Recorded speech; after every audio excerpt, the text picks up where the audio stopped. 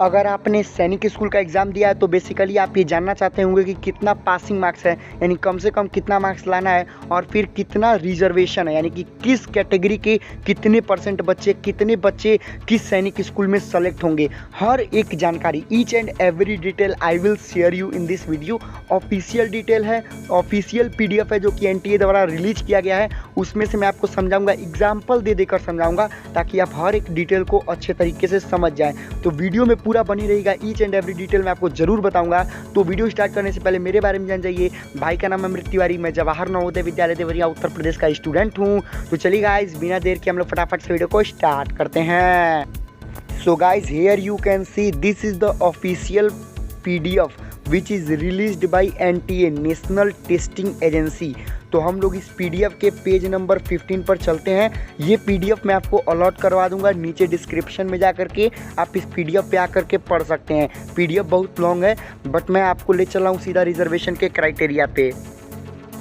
आप रिजर्वेशन के क्राइटेरिया को समझने से पहले ये जान जाइए कि आपका सिलेक्शन तभी होगा जब आप सैनिक स्कूल के जो पेपर हुआ था सैनिक स्कूल का, उसके हर सब्जेक्ट में मिनिमम 25% स्कोर किए होंगे।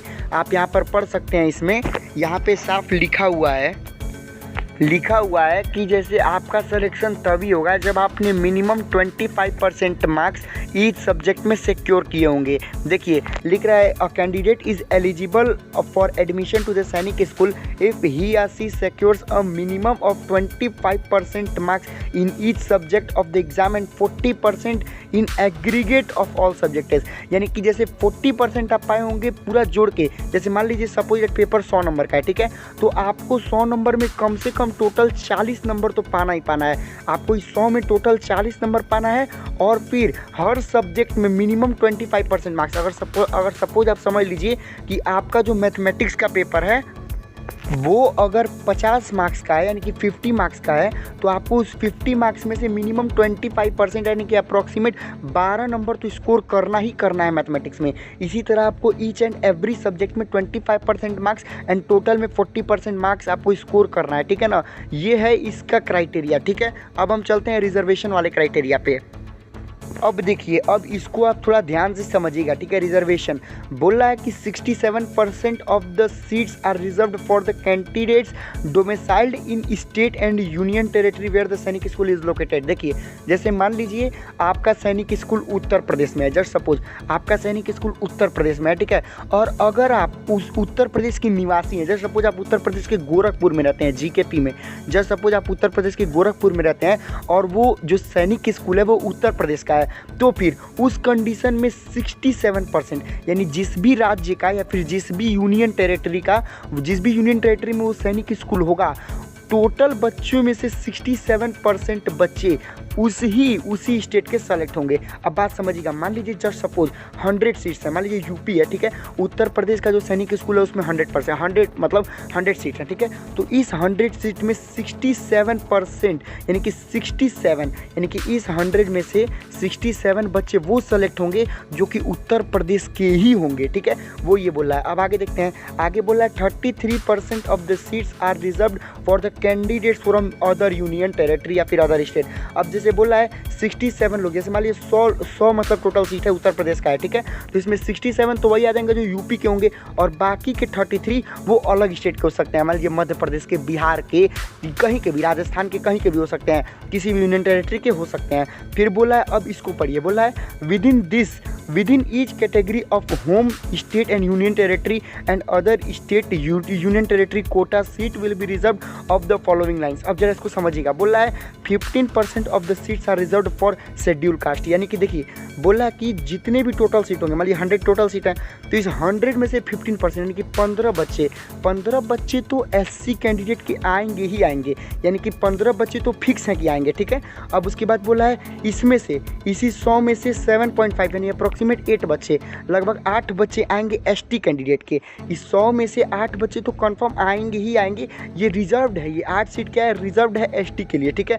उसके बाद बोला है इसी 100 में से 27 जो है वो ओबीसी के बच्चे होंगे। अब जरा बात समझिएगा, टोटल 100 सीट है, ठीक है। इस 100 में से 15 तो आ गए मान लीजिए एससी वाले, फिर 7 आ गए या फिर 8 आ गए आपके किसके, एसटी वाले, और 27 आपके आ गए किसके, ओबीसी वाले, ठीक है। तो ये टोटल हो जाता है 49.50, यानी कि 100 में से लगभग 50 सीट तो बुक रहती है। ये 50 सीट तो 100% बुक है कि इसमें ओबीसी, एससी, एसटी ही आएंगे। अब इसके बाद देखिए, इसके बाद हम जरा नीचे चलते हैं, इसके बाद क्या करा है, देखिए इसके बाद यहाँ पे हमको पढ़ना है, ठीक है। अब देखिए, अब बोल रहा है कि ये तो भैया फिक्स है, इतना तो फिक्स है। उसके बाद बोल रहा है कि इसमें से जैसे मान लीजिए 49.50% तो रिजर्व हो गया, जैसे मैं अभी आपको गिनवाया हूँ, लगभग 50% तो रिजर्व हो गया।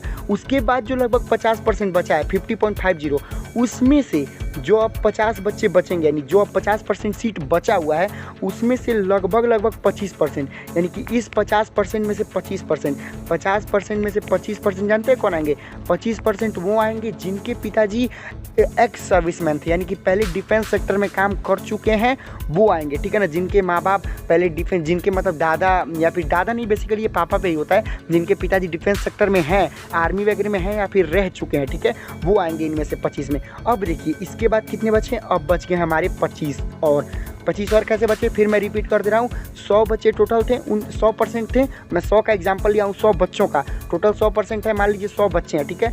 उन 100 में से 15% तो भाई, मतलब 15 बच्चे तो भाई एससी हो जाएंगे, फिर लगभग 8 बच्चे तो भाई एसटी हो जाएंगे, फिर 27 बच्चे जो हैं आपके ओबीसी हो जाएंगे।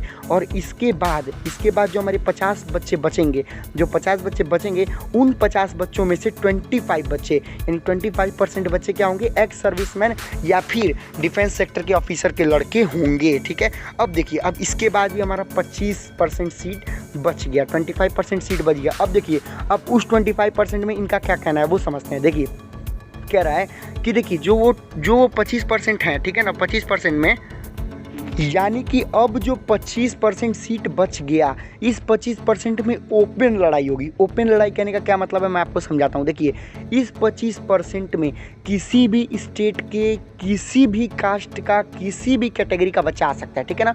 मान लीजिए अगर यूपी में सैनिक है, यूपी में वो सैनिक स्कूल है, तो बिहार का भी बच्चा आ जाएगा, बिहार का एससी, एसटी, ओबीसी, जनरल, वो भी आ जाएगा, कोई भी आ जाएगा इस 25% में। यानी कि अगर मैं कहूँ तो ये गलत नहीं होगा कि सैनिक स्कूल में 75%, नियर अबाउट 75% सीटें तो रिजर्व हैं, और इसके बाद 25% में क्या है, ओपन लड़ाई है। इसके बाद 25% में कोई भी आ सकता है। अब लास्ट पढ़िए, लास्ट बोला है कि इन क्लास 6 ऑफ ईच सैनिक school 10% of the total vacancies और 10 seat which will be reserve for girls. यानी कि देखिए बोला है ना, हर सैनिक स्कूल में क्लास 6 में जो एडमिशन होगा उसमें 10% सीट जो है वो रिजर्व होगा, किसके लिए, लड़कियों के लिए। 10% होगा, ये लड़कियों के लिए रिजर्व होगा ही होगा, यानी कि इस 10% में लड़कियां ही आएंगी। बाकी इसके बाद जो सीट बचेंगी उसमें भी लड़कियां आ सकती हैं, लेकिन 10 तो मिनिमम आएंगी, 10 तो भैया आना ही आना है, ठीक है। तो होप करता हूँ मैंने आपको सही से समझा दिया है। खुद पढ़ना होगा तो PDF लिंक नीचे डिस्क्रिप्शन में है, वहाँ से जाके पढ़ लीजिएगा। तो आशा करता हूँ वीडियो सही लगी होगी, तो नेक्स्ट वीडियो के लिए कमेंट कीजिएगा, चैनल को सब्सक्राइब किए बिना नहीं जाइएगा। बोलते बोलते मेरा भी मतलब मुँह थक जाता है, ठीक है ना। तो चैनल को सब्सक्राइब किए बिना मत जाइएगा। तो मिलते हैं नेक्स्ट वीडियो में, तब तक के लिए बाय बाय, जय हिंद, वंदे मातरम।